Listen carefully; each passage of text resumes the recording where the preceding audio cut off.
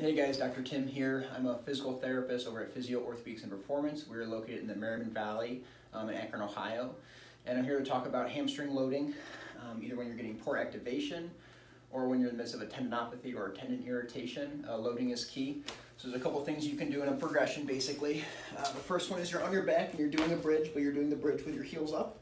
So once the heels are up, bridging up, you're holding for 30 seconds to a minute with your glutes high into the air. You'll feel hamstring activation with that. If you can hold it for 3 sets of 30 seconds to a minute, then it's worth progressing. What you will do, single leg, toes up on the one side, bridge, holding for 30 seconds to a minute, and these legs are even here. And the last step, assuming you can hold that guy for 30 seconds to a minute, is adding an eccentric portion or a negative on a flat surface that slides using paper towels under the heels.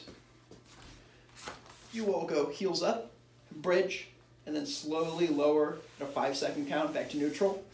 Bring your back to the starting position, heels up, bridge, out into a neutral position. And a lot of times those exercises can be done in a progression from the first one to the last one as they get less challenging to activate those muscles and to load the tendon.